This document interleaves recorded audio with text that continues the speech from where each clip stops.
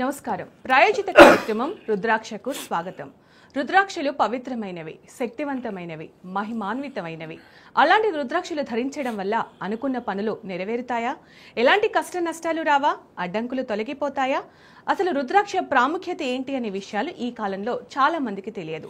అలాంటి రుద్రాక్షలకు సంబంధించిన పూర్తి వివరాలను మనకు తెలియచేయడానికి ప్రముఖ రుద్రాక్ష నిపుణులు, వేద గణిత శాస్త్రవేత్త, ఎన్నో జాతీయ అంతర్జాతీయ అవార్డ్స్ గ్రహీత డాక్టర్ పాండురంగారావు గారు మన స్టూడియోలో ఉన్నారు. వారిని అడిగి పూర్తి వివరాలు తెలుసుకుందాం. ఓం నమః శివాయ.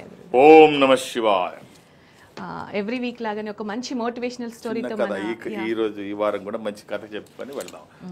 సరే, ఒక రాజుగారి ఆస్థానంలో రాజపురోహితులు, రాజపండితులు, సలహాదారులు ఉండేవారు. అంటే చాలా తెలివితేటలు కలిగిన వాళ్ళే ఆ పోస్టులో పెడతారు. రాజుకి సలహా ఇచ్చేవాళ్ళు రాజగురువు అంటే ఎలా ఉంటారు? మంచి తెలివైన వాళ్ళు ఉంటారు. సరే, రాజుగారు ఒకరోజు సభ జరుగుతూ ఉండగా రాజగురువుని పిలిచి, గురువుగారు మీరింత తెలివైన వాళ్ళు కదా, మిమ్మల్ని చూసి ఎవరైనా సలాం చేయాల్సిందే. ఇంత తెలివైన మీకు మందబుద్ధి అయిన కొడుకు ఎలా పుట్టాడండి అని అడుగుతాడు. బుద్ధిహీన అదేమిటి రాజా, నా కొడుకు బుద్ధిహీనుడేమిటి? ఎవరు చెప్పారు మీకంటే, నీ కొడుకు బుద్ధిహీనుడే, సభ అందరిలో బుద్ధిహీనుడే. అదేమిటి రాజా అంటే, ఏం లేదు, మీ కొడుకుని నేను ఎప్పుడు అడుగుతుంటాను, బంగారం విలువైందా, వెండి విలువైందా అంటే ఎప్పుడు కూడా వెండే విలువైంది అంటాడు. ఏమిటో అసలు బుద్ధి లేనాడు, ఇంత తెలివితేటలు, బంగారానికి వెండికి కూడా తేడా తెలియనివాడు, వాడు తెలివైనవాడు ఎలాగా అంటే అందరిలో ఇలా అవమానించేసరికి చాలా కోపం వస్తుంది, బాధపడతాడు. ఏమనలేడు, రాజుని ఏమంటాడు, చాలా బాధపడతాడు. బాధపడి ఇంటికి వెళ్ళి కోపంతో కొడుకుని పిలుస్తాడు. ఏమిరా అంటే, ఏం నాన్నగారు ఏమైందంటే, ఏం లేదు, అసలు ఏంటి నీ గురించి అలా చండాలంగా వరస్ట్గా అనుకుంటున్నారు, అసలు తెలివితేటలు లేవని, బంగారానికి వెండికి కూడా తేడా తెలియదంట. అంటే అసలు ఏం జరిగింది నాన్నగారు అంటే, రాజులాగా అందరిలో సభ మధ్యలో పిలిచి నన్ను, నీ కొడుకు పనికిరాని సుంఠ, ఎందుకు పనికిరాడు, పండిత పుత్ర పరమ సుంఠ అన్నట్టుగా నన్ను ఇది చేశాడు, నీకేమీ రాదంట. అంటే ఎక్కడ ఏమి రాదు నాన్నగారు, ఏం జరిగింది అంటే, బంగారానికి వెండికి తేడా కూడా తెలియదంట నీకు. ఓహో అదా, ఏం లేదు నాన్నగారు, రాజుగారు మార్కెట్కి వచ్చినప్పుడు, ఇక్కడికి అందరికీ వస్తాడు, వచ్చినప్పుడు అందరిలో చూసి ఆయన కాస్త ఎంటర్టైన్మెంట్ కావాలనుకుంటాడు. అనుకున్నప్పుడు నేను పక్కన కనబడితే నన్ను పిలుస్తాడు, ఇట్లా అంటాడు, ఒక వెండి నాణెం బంగారు నాణెం పెడతాడు, ఇందుట్లో రెండిట్లో ఏది విలువైందో తీసుకుపో అంటాడు. అది తీసుకుపో అంటాడు. నేను వచ్చి వెండి నాణ్యం తీసుకుంటాను, తీసుకోగానే అది తీసుకొని వెళ్ళిపోతాను. నన్ను హేళన చేస్తాడు అందరి మధ్యలో, బంగారానికి వెండికి తేడా తెలియదు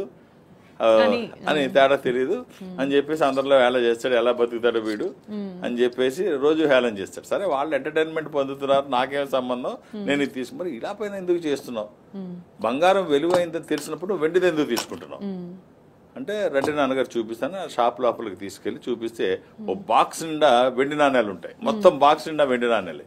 ఇన్ని ఎక్కడి నుంచి వచ్చాయంటాడు. ఇదే నాన్నగారు తెలివితేటలు, రాజుగారు రోజు ఆయన ఎంటర్టైన్మెంట్ కోసం నాకేమీ తెలియదు అనుకుంటాడు. నేను 2 నాణ్యాలు అక్కడ పెట్టినప్పుడు ఏది ఎక్కువైతే తీసుకోమంటాడు. ఒక్కరోజు కనుక నేను బంగారంది తీసుకొని ఇది ఖరీదైందంటే 2వ రోజు నన్ను పిలవడు. వాళ్ళు జోకులు వేసుకోవడానికి, నాకేం తెలియదు అనుకోవడం కోసం రోజు ఒక వెండి నాణ్యం పెడుతున్నారు.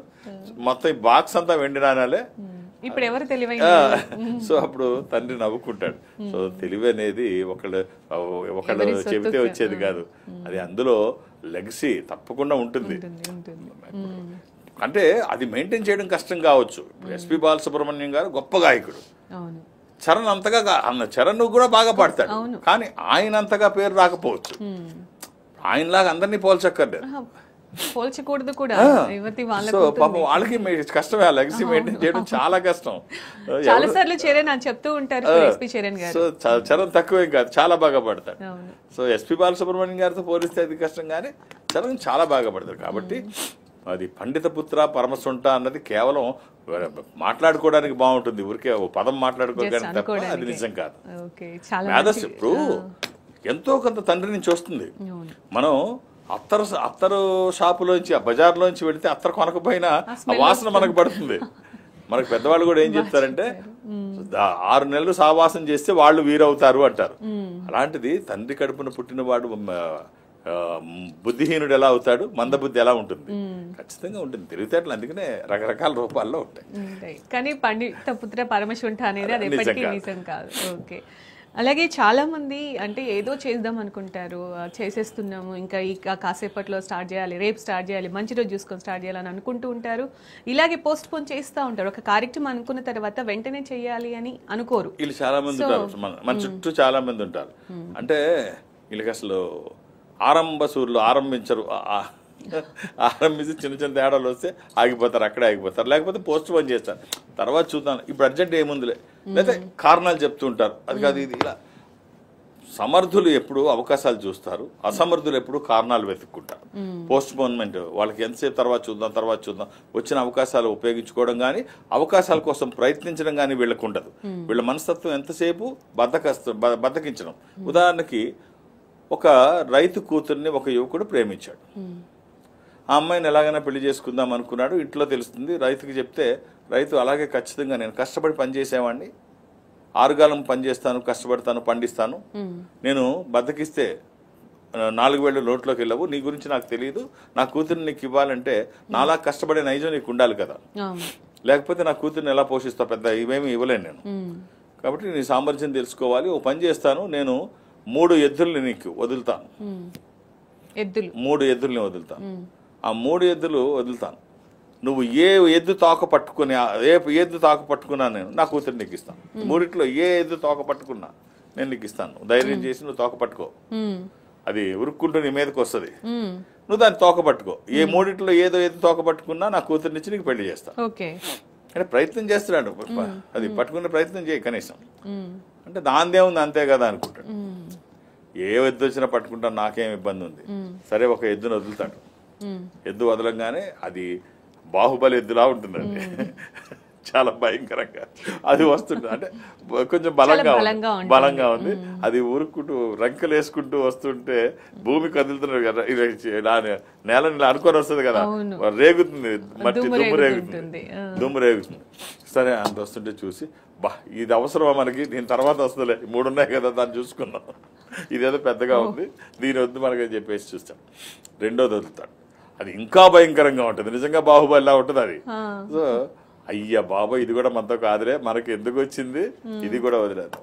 దానికి ముందు అనుకుంటాడు ఈసారి ఏదైనా పట్టుకుందాం, వచ్చి చూస్తే ఇది ఇలా ఉంటుంది, ఇది కూడా మనతో సాధ్యం కాదు, కానీ 3వది మనకి తప్పదు, ఎలా ఉన్నా పట్టుకొని తీరాల్సిన తగిలితే కొద్ది దెబ్బలు తగ్గుతాయి అంతే కదా. సో నాకున్న అవకాశం బాగొట్టుకోకూడదు, తగిలితే ఏముంది ఎట్లున్నా పట్టుకోవాలి అని బలంగా నిర్ణయించుకుంటాడు. అది రాగానే పట్టుకుందామని. సరే 3వ ఎద్దు వస్తుంది, అది బక్క చిక్కుపోయి గాలి వస్తే పడిపోయేటట్టు, కాసేపటికో కూసేపటికో ప్రాణం పోయేటట్టు బక్క చిక్కుపోయింది, అది వస్తుంది. ఆహా ఏమి నా అదృష్టం, 2 వదిలేయడం చాలా మంచిదైంది, ఇది కష్టపడకుండా తాకపట్టుకోవచ్చు, ఇది అసలు మన వైపు కూడా చూడదు అని చెప్పేసి అనుకుంటాడు. వచ్చి తాకపట్టుకుందాం అనుకుంటాడు, తోకలేదు అక్కడ, ఆ ఎద్దుకు తోకలేదు. సో ఇక్కడ మనకి ఏం చెప్తుంది అంటే, అవకాశాలు వచ్చినప్పుడు అందిపుచ్చుకోకపోతే తర్వాత తోకలేదు ఎద్దులే మనకు అవకాశాలు, నువ్వు చేద్దామన్నా అక్కడ ఏమి ఉండదు, నువ్వు చేసే అవకాశం పోగొట్టుకుంటే చేద్దామన్న తర్వాత ఏమీ ఉండదు. కాబట్టి బద్దకించడం వల్ల ఉపయోగం ఏమి ఉండదు, భవిష్యత్తు పాడు చేసుకోవడమే. సో కారణాలు చెప్పడం కాదు, అవకాశాలు అన్వేషించడం. చాలా బాగా చెప్పారు. ఇంకో ఫస్ట్ కాలర్ ఉన్నారు, రవి మల్కాజ్గిరి నుంచి. నమస్తే అండి రవి గారు, గురువు గారు ఉన్నారు, మాట్లాడండి.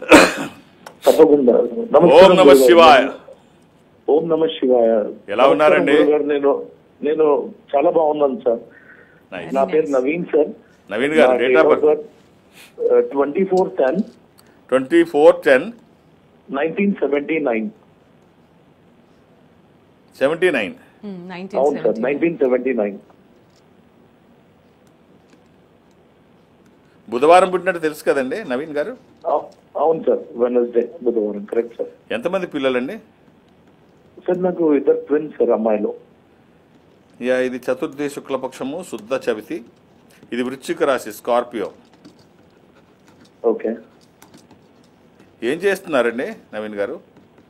సార్ నేను హైటెక్ సిటీలో బ్యాంక్ ఆఫ్ అమెరికాలో చేస్తాను సార్. నేను హైటెక్ సిటీలో బ్యాంక్ ఆఫ్ అమెరికాలో చేస్తాను, బ్యాంక్ లో చేస్తారు. అవును సార్, ప్రైవేట్ బ్యాంక్ లో. ఏదో జాబ్ అయితే ఉంది కదా? అవును సార్, అవును సార్. నవీన్ గారు, ప్రైవేట్ బ్యాంకులే బాగున్నాయి, గవర్నమెంట్ ఏం కాదు. మనం చాలా సందర్భాల్లో చెప్పుకున్నాం, గవర్నమెంట్ కి లిమిటేషన్స్ ఉంటాయి, ప్రైవేట్ కి ఉండవు. ఇప్పుడు చిన్న ఎగ్జాంపుల్ చెప్తాను, మీకు తెలిసిందే, బ్యాంకింగ్ లో ఉన్నారు కాబట్టి. భారతదేశంలో అతి పెద్ద బ్యాంకింగ్ సెక్టర్ ఏదైనా ఉందంటే స్టేట్ బ్యాంక్ ఆఫ్ ఇండియా. భారతదేశంలో ఉన్న అన్ని బ్యాంకులకు ఉన్న కస్టమర్స్ కావచ్చు, డిపాజిట్స్ కావచ్చు, బిజినెస్ కావచ్చు, అన్ని కలిపిన స్టేట్ బ్యాంకు సగం కూడా ఉండవు. అంత పెద్ద బ్యాంకింగ్ వ్యవస్థ ఎస్బీఐ. దీని సిఇఓ శాలరీ 35 లక్షల రూపాయలు per annum. SBI CEO salary 35 లక్షల రూపాయలు పర్ యానం. అదే మనం ప్రైవేట్ బ్యాంకులో చిన్న బ్యాంక్ మనం చూసుకుంటే, సపోజ్ ఒక యాక్సిస్ బ్యాంక్, ఇప్పుడు హెచ్డిఎఫ్సి లాంటి పెద్దది కూడా అవసరం లేదు, ఒక యాక్సిస్ బ్యాంక్ లాంటి చిన్న బ్యాంక్ తీసుకున్నాం. మీరు ఒకసారి గూగుల్ చేస్తే Axis bank CEO salary per annum 7 crores, 7 కోట్లు. సో ప్రైవేట్ బ్యాంక్ బాగుందా, గవర్నమెంట్ బ్యాంక్ బాగుందా, మీరు ఆలోచించండి. సో కాబట్టి ప్రైవేటా గవర్నమెంటా కాదు, నవీన్ గారు, ఏది మనకు బాగుంటే అదే. సో మీరు వేసుకోవడానికి ఒక మంచి కాంబినేషన్లో చెప్తాను, అవకాశం ఉంటే ధరించండి.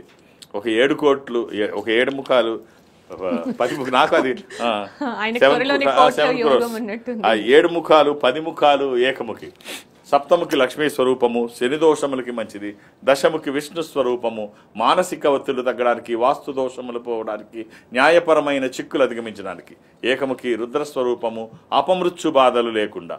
ఈ 3 కలిపి చిన్న రుద్రాక్ష మాలలో కానీ, చైన్లో కానీ, తాడులో కానీ మీకు ఎలా వీలైతే అలా ధరించండి. అంటే మనం చేస్తున్న పనికి డైరెక్ట్గా చేయడం కంటే ఏదైనా ఒక సపోర్ట్ తీసుకొని చేస్తే ఆ ఫలితం బాగుంటుంది. ఏదైనా ఒక సపోర్ట్. ఇప్పుడు మనం ఏదన్నా సపోజ్ ఏదన్నా ఫ్రూట్ కట్ చేయాలి, మనతో కాదు, మనకంటే షార్ప్గా ఉన్న ఒక వెపన్ని తీసుకుంటాం. అలాగే మనం ఏదైనా పని చేస్తాం, ఒక్కళ్ళతో కాదు, ఇంకోళ్ళ సపోర్ట్ తీసుకుంటే ఈజీ అవుద్ది. అలాగే మనం ఏదైనా పని చేస్తున్నప్పుడు, లేకపోతే మనతో కంటిన్యూగా ఒక సహాయం చేసేది ఎవరన్నా ఉంటే మనకు అన్ని రకాలుగా బాగుంటుంది. ఆ సహాయం చేసేది దైవికమైన సంపద అయితే ఆ వచ్చే ఫలితం అద్భుతంగా ఉంటుంది. కాబట్టి spiritual support all the best అండి. ఆహార నియమాలు ఏమీ లేవు. అలాగే ఇప్పుడు మీరు చెప్పినట్టుగా కొంతమంది ఉన్నదాంతో అంటే సంతృప్తి చెందకుండా ఉంటారు, ఎప్పుడు నిరాశ నిస్పృహల్లో ఉంటారు, ఏదో పోగొట్టుకున్నట్టు ఉంటారు. సో అలా ఎందుకుంటారు? ముఖ్యంగా ఇంకో విషయం చూసినట్టే ఈ రోజులలో హ్యూమన్ రిలేషన్స్ చాలా బాగాలేవనే చెప్పాలి. ఒకప్పుడు ఉన్న విలువలు లేవు, సంబంధాలు చాలా ఇదైపోతున్నాయి. మానవ సంబంధాలన్నీ ఆర్థికపరమైన అంటాడు, ఎప్పుడో చెప్పాడు. మానవ సంబంధాలన్నీ ఆర్థిక కార్ల్ మార్క్స్ చెప్తాడు. సో అది కొంతవరకు వాస్తవమైన హ్యూమన్ రిలేషన్స్ కూడా చాలా ఎక్కువగా ఉంటాయి. అవి లేకపోతే ఈ భూమి బ్యాలెన్స్ అవ్వదు, ఎప్పుడో పేలిపోయేది. సో అన్నీ ఉంటాయి, మంచి ఉంటుంది, చెడు ఉంటుంది. కాకపోతే చెడు వెళ్ళినంత వేగంగా మంచి వెళ్ళలేదు, చెడు ప్రచారమైనంత స్పీడ్గా మంచి వెళ్ళలేదు. సో మంచి ఉంటుంది, లేకుండా ఉండదు. ఇప్పుడు కానీ ఎంత మంచి చేసినా ఒక్క చెడు చేస్తే ఆ చెడే కనిపిస్తుంది, అది కనిపిస్తుంది. సో ఎలా ఉండాలంటే రిలేషన్స్ ఎప్పుడు కూడా అది డెవలప్ అవుతూ ఉండాలి. మానవ సంబంధాలు, డబ్బు అన్ని సందర్భాల్లో పనికిరాదు. చాలా మంది చెప్తారు మనీ మేక్స్ మెనీ థింగ్స్ కాదు, మనీ మేక్స్ ఎనీ థింగ్స్. నేను ఒప్పుకుంటాను కాదు, మనీ నమ్మాలి, డబ్బు లేకపోతే ఏమీ కాదు. కానీ హ్యూమన్ రిలేషన్స్ కూడా మెయింటైన్ చేయాలి. కానీ ఇప్పుడు అవన్నీ కూడా దాని మీద డిపెండ్ అయి ఉన్నాయి. అవి లేకపోతే ఎలా ఉంటుందంటే, అది ఉంటే ఎలా ఉంటుందో ఒక్కసారి ఊహించండి. బలమైనటువంటి హ్యూమన్ రిలేషన్స్ ఎలా ఉంటాయి అంటే, ఒక భార్యాభర్తలు ఉన్నారు, ఇద్దరు డాక్టర్లు. అత్తగారిని తల్లిలాగే చూసుకుంటుంది, కోడలు కూడా. నాకు నిద్ర పట్టేయడానికి టాబ్లెట్ ఇవ్వకపోతే నాకు నిద్ర రాదని మారం చేసేది అత్తగారి కోడల దగ్గర. అప్పుడప్పుడు నిద్ర మాత్ర ఇచ్చి పడుకోబెట్టేది, ఇస్తే పడుకునేది. అది అలాగే కంటిన్యూ చేస్తుంది. ఒకరోజు నిద్ర రావట్లేదు, నువ్వు ఇవ్వమ్మా అంటే, అత్తమ్మ వద్దు, మీకు ఇది అలవాటు అయిపోద్ది, అంత మంచిది కాదు ఈ టాబ్లెట్లు తీసుకోవడం, నా మాట వినండి, మీరు అలా కళ్ళు మూసుకొని పడుకోండి, కాసేపటికో అదే నిద్ర వస్తుంది, రాకుండా పోదు, ఇప్పుడు ఏం అర్జెంట్ ఏం లేదు మీకు, ఎప్పుడు పడితే అప్పుడు పడుతుంది, మీరు పడుకోండి అంటే అస్సలు వినదు. నాకు నిద్ర రావట్లేదు, చాలా ప్రాబ్లంగా ఉంది, ఇచ్చి తీరాల్సిందే నాకు టాబ్లెట్ అంటే అప్పుడు భర్త వస్తాడు, అంటే కొడుకు వస్తాడు. కొడుకు డాక్టరే కదా, జోబులోంచి స్ట్రిప్ తీస్తాడు. అమ్మా ఏం పర్వాలేదులే, నేను ఇస్తాను, నీకు ఎందుకు వేసుకొని శుభ్రంగా పడుకో అని చెప్పేసి ఓ టాబ్లెట్ తీసి చేతిలో పెట్టి తల్లికి ఇస్తాడు. తల్లి టాబ్లెట్ వేసుకొని శుభ్రంగా పడుకుంటుంది. పడుకుంటే అప్పుడు కోడలు చూస్తే, అసలు నీకు బుద్ధి ఉందా, పెద్ద ఆమె కదా, నువ్వు డాక్టర్వి కదా, అన్ని అలా ఇస్తే ఏమవుద్ది ఆవిడ ఆరోగ్యం, ఆవిడని చంపేద్దాం అనుకుంటున్నావా, ఏం చేద్దాం అనుకుంటున్నావు, మీ అమ్మగారిని ఇలాగ అలవాటు చేసి చంపేస్తావా అంటే ఆ స్ట్రిప్ తీసుకిస్తాడు చేతికి, అది విటమిన్ టాబ్లెట్స్. విటమిన్ టాబ్లెట్స్ అంటే నవ్వుకుంటుంది, నవ్వుకొని కోడలు నవ్వుకొని అంటది, అంటే మీ అమ్మను నువ్వు మోసం చేస్తున్నావా, మీ అమ్మను నువ్వు మోసం చేస్తున్నావు, చీట్ చేస్తున్నావు కదా మీ అమ్మని అంటే కొడుకు అంటాడు భర్త, చీట్ కాదు రివెంజ్, కక్ష సాధిస్తున్నా మా అమ్మ మీద, రివెంజ్. నన్ను చిన్నప్పుడు లేకపోతే రకరకాలుగా మాయ మాటలు చెప్పి, అదిగో చంద్రుడు ఆడొస్తున్నాడు నువ్వు అన్నం తిను, ఇక పూజేస్తున్నాడు అన్నం తిను, ఎన్ని మాయ మాటలు చెప్పి నన్ను తినిపించింది. ఇప్పుడు నేను రివెంజ్ తీసుకోవద్దు, ఇప్పుడు నాకు అమ్మ కాదు నాకు కూతురు. సో ఈ రకంగా ఆలోచిస్తే ఆ రిలేషన్స్ వెలకట్టలేనివి. డబ్బు ఎందుకు పనికి వస్తుంది? ఫీల్ ముందు, ఫీల్ ముందు ఇప్పుడు నాకు తల్లి కాదు నా బిడ్డ అని చెబుతుంటే ఆ ఫీల్ ఎలా ఉంటుంది అసలు. సో కాబట్టి ఇవి కూడా అవసరం, కేవలం ఫినాన్షియల్ రిలేషన్స్ కాదు. నిజానికి చాలా అవసరం. ఒకప్పుడు ఉమ్మడి కుటుంబాలు ఉండేవి, అప్పుడు పిల్లలు ఎంత చక్కగా అవును, ఉండేవాళ్ళు, ఏ అవసరం వచ్చినా ఎవరో ఒకరు చెప్పేవారు, ఎవరో ఒకరు చెప్పేవారు, వాళ్ళకి ఏది వచ్చినా. ఇప్పుడు అది ఏవి వంటరాసి వాళ్ళు అయిపోయి అండర్స్టాండింగ్ కూడా మిస్ అయిపోతుంది, డివోర్స్ కేసెస్ ఎక్కువైపోతున్నాయి చాలా రకాలుగా. హైదరాబాద్ లోనే ఎక్కడి వరకు అక్కర్లేదు, అరేంజ్డ్ మ్యారేజెస్ లో రోజు 250 నుంచి 500 డివోర్స్ కేసులు హైదరాబాద్ లో నమోదవుతున్నాయి. ఏ స్థాయిలో డిస్టర్బ్ అవుతున్నాయో అర్థం చేసుకోవచ్చు. కాబట్టి ఇది మంచిది కాదు. హ్యూమన్ రిలేషన్స్ పెరగాలి, ఆర్థిక సంబంధాలు కంటే మానవ సంబంధాలు అభివృద్ధి చెందాలి. నైస్. నాగరాజ్ గారు ఉన్నారు సికింద్రాబాద్ నుంచి. నమస్తే అండి నాగరాజ్ గారు, గురువు గారు ఉన్నారండి, మాట్లాడండి. నాగరాజ్ గారు సార్, గుడ్ మార్నింగ్ సార్. ఓం నమ శివాయ. ఎలా ఉన్నారు? బాగున్నాం సార్, బాగున్నాం. మీ ఇంట్లో ఎవరెవరు ఉంటారు నాగరాజ్ గారు? నేను, మా ఆవిడ, 2 పిల్లలండి. రైట్. పేరెంట్స్ ఎక్కడ ఉంటారు? నేను బోయినపల్లి సికింద్రాబాద్ లో ఉంటానండి. పేరెంట్స్ ఎక్కడ ఉంటారండి? నేరేడ్మెట్ గారు, బోయినపల్లి సికింద్రాబాద్. వెళుతుంటారు అప్పుడప్పుడు? ఏంటండి? అప్పుడప్పుడు పేరెంట్స్ దగ్గరికి వెళుతుంటారా? వెళ్తుంటానండి, అప్పుడప్పుడు వెళ్తుంటాను parents. Very good, very good. Date of birth ఇవ్వండి ఒకసారి. 12/6/1981. 12/6/1981 సార్. మళ్ళీ ఒకసారి చెప్తారా? 12/6/1981. 12/6/1981. 12వ తారీఖు 6వ నెల 1981. అవునండి, శుక్రవారం నాడు పుట్టింది మీరు. అవును సార్, ఫ్రైడే ఎగ్జాక్ట్లీ ఫ్రైడే. ఏం చేస్తున్నారండి? నేను ప్రైవేట్ జాబ్ చేస్తాను సార్.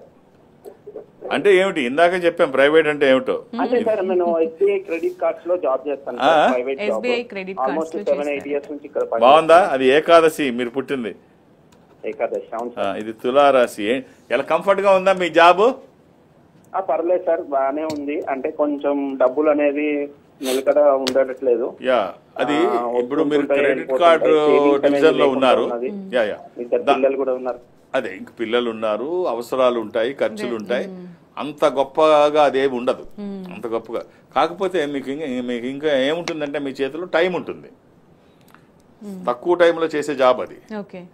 టైం కావాల్సినంత ఉంటుంది. సో మనకి మల్టిపుల్ ఇన్కమ్ సోర్సెస్ కావాల్సి వచ్చినప్పుడు రకరకాల పద్ధతులు, అంటే కేవలం ఒక్క ఇన్కమ్తో ఇవాళ సరిపోదు, 2-3 ఉండాలి ఇన్కమ్ సోర్సెస్. 2-3 ఉండాలంటే ఒకటి జనరల్గా యాక్టివ్ ఇన్కమ్, ప్యాసివ్ ఇన్కమ్. ఈ ప్యాసివ్ ఇన్కమ్ అనేటప్పటికి 2-3 పద్ధతులు ఉంటాయి. అంటే ఒకటి యాక్టివ్ ఇన్కమ్, మనం కష్టపడితే వచ్చే ఇన్కమ్, మన కష్టానికి ఫలితంగా వచ్చేది యాక్టివ్ ఇన్కమ్. ప్యాసివ్ ఇన్కమ్ ఏమిటంటే మనం సంపాదించిన సంపదని ఇంకొక రూపంలో ఇన్వెస్ట్ చేసి దాని మీద సంపాదన రాబట్టడం, అదో పద్ధతి. ఇంకో పద్ధతి ఏమిటంటే మన దగ్గర టైం ఉంటే ఆ టైంని మనీగా కన్వర్ట్ చేయడం, ఈ టైం మిగిలిన టైంని డబ్బుగా కన్వర్ట్ చేయడం. ఇది ప్రపంచంలో అత్యధికంగా అమ్ముడుపోయిన పుస్తకాల్లో ఈ పుస్తకమే 7 habits of highly effective people, Robert R Covey రాసిన ఈ పుస్తకం ఒక్కసారి చదివితే ప్రపంచంలో ఇప్పటికీ కూడా హైయెస్ట్ సెల్లింగ్ లిస్ట్ లో, ఈ బెస్ట్ టాప్ సెల్లింగ్ లో ఇవాళ ఈ పుస్తకం ఉంది, 7 habits of highly effective people. So అందులో రాబర్ట్ ఆర్ కోవే రాసిన మనీని డబ్బుగా ఎలా కన్వర్ట్ చేయడం, మన దగ్గర మిగిలిన టైంని డబ్బుగా ఎలా మార్చడం. సో చూడండి, మీ దగ్గర టైం ఉంటుంది, ఆ టైంని మనీగా ఎలా కన్వర్ట్ చేయడమో చూడండి. మీరు వేసుకోవడానికి ఓ మంచి చిన్న కాంబినేషన్ చెప్తాను, ఖచ్చితంగా ఇది మీకు ఉపయోగపడుతుంది. సప్తముఖి, అష్టముఖి, ఏకముఖి, లక్ష్మీ స్వరూపము, గణపతి స్వరూపము, రుద్ర స్వరూపము, ఈ 3 కలిపి కానీ 3 ఒకటి కానీ వేసుకున్న తర్వాత బాగుంటుందని ఎవరు సర్టిఫికెట్ అవసరం లేదు. ఇది సరైన పద్ధతిలో సరైన రుద్రాక్షలు వేసుకోగలిగితే. దురదృష్టం రుద్రాక్షలో 199 నకిలీ ఉంటాయి. ఒక్కటైనా మంచిది వేయండి, వచ్చే ఫలితం ప్రతి నిత్యము కాదు ప్రతి నిమిషము ఉపయోగపడుతుంది. చాలా మంది మోసపోతూనే అంతా నకిలీ. ఎక్కడ నమ్మకం ఉంటే అక్కడ మోసం ఉంటుంది, ఎక్కడ నమ్మకం ఉంటే అక్కడ మోసం ఉంటుంది. సో మోసమే. సో జాగ్రత్త పడకపోతే ఖచ్చితంగా మనం డబ్బును కోల్పోతాం. డబ్బు పోతే పోయింది. ఒక లక్ష్యం కోసం వేసుకుంటాం, ఇది జరగాలి అని కోరుకొని వేసుకుంటాం. సో ఈ సంపద మన దగ్గర ఉంటే ఈజీ అవుతుంది మన టార్గెట్ అనుకుంటాం. ఇది మన లక్ష్యాన్ని దెబ్బతీసే విధంగా ఉంటుంది. కాబట్టి ఎక్కడ కాంప్రమైజ్ అవ్వకండి, సరైన రుద్రాక్ష ఖచ్చితంగా వేసుకోండి. మరో కాలర్ సికింద్రాబాద్ నుంచి ఉన్నారు, సత్యనారాయణ గారు. సత్యనారాయణ గారు మాట్లాడండి, ఎవరి గురించి తెలుసుకోవాలనుకుంటున్నారు? మేడం నా గురించి అండి. సత్యనారాయణ గారు నమస్కారం గురుగారు. ఓం నమ శివాయ. సార్ ఎలా ఉన్నారు? ఓకే సార్, బాగున్నాను. డేట్ ఆఫ్ బర్త్ ఇవ్వండి. బిజినెస్ లో date of birth 18th September 1982. 18th September 1982. 1982. ఏం బిజినెస్ చేస్తున్నారండి? నాది ఫోటోగ్రఫీ సార్. మీరు శనివారం పుట్టినట్టు తెలుసా? Yeah sir, correct sir. కన్యా. ఎంతమంది పిల్లలు? నాకు ఒక కొడుకు ఒక కూతురు. ఆ రోజు అమావాస్య కూడా మీరు పుట్టింది. అవునా సార్? అమావాస్య. అమావాస్య చెడ్డది కాదండి. అమావాస్య అది సింహరాశి, ఉత్తర పాల్గొని చాలా బాగుంది. ఎలా ఉంది మీ ఫోటోగ్రఫీ? ఎలా ఉంది సార్? ప్రస్తుతం బిజినెస్ లేదు సార్, కరోనా నుంచి అసలు లేదు. కరోనా నుంచే కాదండి, డిజిటల్ వచ్చిన దగ్గర నుంచి లేదు. ఇప్పుడు ఏమైపోయిందంటే ఒకటి కరోనా ఒకటి దెబ్బతీసింది. రెండు ఏమిటంటే ఈ డిజిటల్ ఫోటోగ్రఫీ వచ్చిన తర్వాత పూర్తిగా ఫోటోగ్రాఫర్స్కి అవకాశాలు బాగా తగ్గిపోయాయంటే అతిశక్తి కాదు. ఇంతకుముందు ఒక పాస్పోర్ట్ కావాల్సి వచ్చినా మనం స్టూడియోకి వెళ్ళి ఫోటో తీసుకునే పని. ఇప్పుడు పాస్పోర్ట్ కాదు, వీడియోలు కూడా ఫంక్షన్లో కూడా సెల్ ఫోన్లో ఫోటోలు తీసేసుకుంటున్నారు.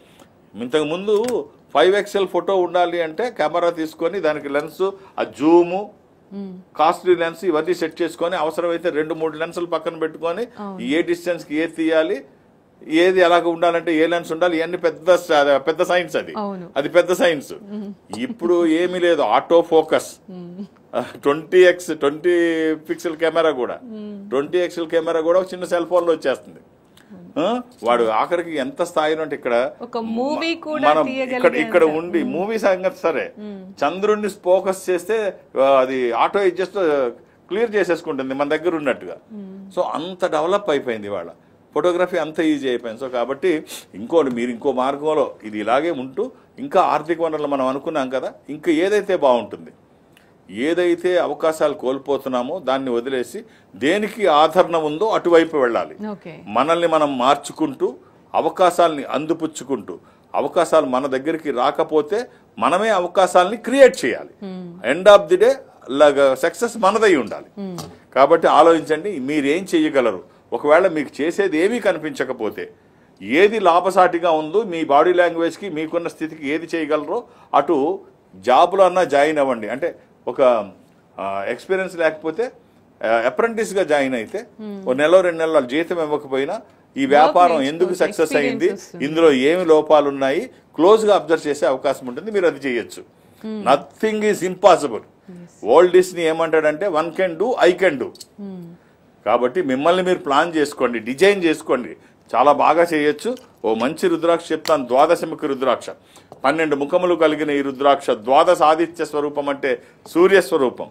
ఉన్నతమైన స్థితి కోసము, అనారోగ్య సమస్యలు లేకుండా బ్రైట్ ఫ్యూచర్ కోసం ఈ ఒక్క రుద్రాక్ష కుదిరితే వేయండి. లేకపోతే ఏకముఖి 12 ముఖాలు డైరెక్ట్ సూర్యస్వరూపం అయితే ఏకముఖికి అధిపతి గ్రహం సూర్యుడు. ఏది వీలైతే అది వేయండి. శరీరానికి తాకే విధంగా ఆహార నియమాలు ఏవి లేవు. ఇది వచ్చిన తర్వాత బాగుంటుందని ఎవరు సర్టిఫికెట్ అవసరం లేదు. అది సరైన పద్ధతిలో వేసుకుంటే. అలాగే మీరు అంటే మీ అపాయింట్మెంట్ కావాలంటే ఎక్కడెక్కడ అవైలబుల్గా ఉంటారు, మీ ప్లాన్స్ గురించి ఒకసారి చెప్తాను. నేను ఒక ఆధ్యాత్మిక సంస్థలో ఉంటున్నాను. ఈ సంస్థ ప్రపంచవ్యాప్తంగా ఉంటుంది. జనరల్గా నాకు ఎక్కడికి వెళ్ళడానికి సాధారణంగా అవకాశం ఉండదు, కానీ ఒక్క థర్స్డే ఏదో ఒక అంటే ఇది మొత్తం ప్రపంచవ్యాప్తంగా ఉంటుంది. ఎక్కడికో దగ్గరికి ఓ బ్రాంచ్కి వెళ్ళాలని అనుకుని ఉన్నాము. అది ఎవ్రీ థర్స్డే ఎక్కడికో దగ్గరికి. ఇప్పుడు నేను కమింగ్ థర్స్డే 6వ తారీఖు బెంగళూరు ఆఫీస్కి. సో బెంగళూరు ఆఫీస్లో కొన్ని గంటలు మాత్రమే ఉంటాను. మీరు అక్కడ మీ పేరు నమోదు చేయించండి. 2-3 పేర్లు నమోదు చేయించకండి. చాలా కాలం తర్వాత మళ్ళీ నేను బెంగళూరు కార్యాలయానికి వెళుతున్నాను. పెద్ద సిటీ బెంగళూరు గురించి నేను ప్రత్యేకించి చెప్పక్కర్లేదు. కొన్ని గంటలే ఉంటాను. ఎక్కువ రోజులు గ్యాప్ వచ్చింది. మీరు వేరు సెల్ ఫోన్లోంచి చేస్తున్నారు, అట్లా చేయొద్దు. మీ నెంబర్లోంచి చేయండి, ఒకటే పేరు నమోదు చేయించండి. ఇదేమి ఎమర్జెన్సీ కాదు, కావాలంటే మళ్ళీ నేను వచ్చినప్పుడు చూడవచ్చు. అర్థం చేసుకొని సహకరించండి. మిగిలిన వాళ్ళకి కూడా అవకాశం ఇవ్వండి. నేను బెంగళూరు 6వ తారీఖు బెంగళూరులో ఉంటాను. నన్ను కలవడానికి నన్ను హైదరాబాద్లో కలవడానికి అయితే ఏ రికమెండేషన్స్ అవసరం లేదు. నేను ఎవరికి అపాయింట్మెంట్ ఇవ్వను. నేను ఉన్నప్పుడు వస్తే చూసేస్తాను అంతే. నన్ను కలవడానికి ఇవేమీ అవసరం లేదు. అలాగే దూర ప్రాంతాల నుంచి వచ్చేవాళ్ళు కూడా ఇక్కడ వరకు రావాల్సిన అవసరం లేదు. ఈ సంస్థ అన్ని చోట్ల ఉంటుంది. నేను సౌత్ ఇండియా అటెండ్ అవుతాను, దక్షిణ భారతదేశం నేను అటెండ్ అవుతాను. అంటే దక్షిణ భారతదేశంలో ఈ సంస్థకి దగ్గరగా మీరు ఎక్కడైనా ఉంటే, అంటే చెన్నై ఆఫీస్కి వెళ్తే ఒక స్పెషల్ స్క్రీన్ ముందు మిమ్మల్ని కూర్చోబెడతారు. అటు మీరు ఇటు నేను ఒక రూమ్లో కూర్చొని ఎదురుబదురుగా కూర్చునే అవకాశం ఉంటుంది. సో మీరు ఎక్కడికైనా దగ్గరగా ఉంటే, అది చెన్నై కావచ్చు, బెంగళూరు, విశాఖపట్నం, విజయవాడ, తిరుపతి, రాజమండ్రి, శ్రీశైలం, వేములవాడ, కాళహస్తి, ఇలా ఎక్కడికి వెళ్ళినా వాళ్ళు నాతో మాట్లాడించే ప్రయత్నం చేస్తారు. మాట్లాడే ప్రయత్నం నేను చేస్తాను. ఆ విధంగా నన్ను కలిసిన, డైరెక్ట్గా హైదరాబాద్ వచ్చి నన్ను కలిసిన ఒక డేట్ ఆఫ్ బర్త్ చూస్తాను. 2-3 అడగండి, ఇబ్బంది అవుతుంది. అలాగే బెంగళూరులో 6వ తారీఖు బెంగళూరు కూడా ఒక date of birth. All the best. Right. రుద్రాక్షలకు సంబంధించి చాలా క్లియర్గా చెప్పారు. ఒక మంచి రుద్రాక్ష ఒంటి మీద ఉండడం వల్ల ఎలా ఉంటుంది అని, అలాగే ముఖ్యంగా హ్యూమన్ వాల్యూస్ గురించి కూడా చాలా క్లియర్గా చెప్పారు. Thank you so much. ఓం నమః శివాయ. ఇది వాళ్ళ ప్రాయోజిత కార్యక్రమం రుద్రాక్ష. నమస్తే.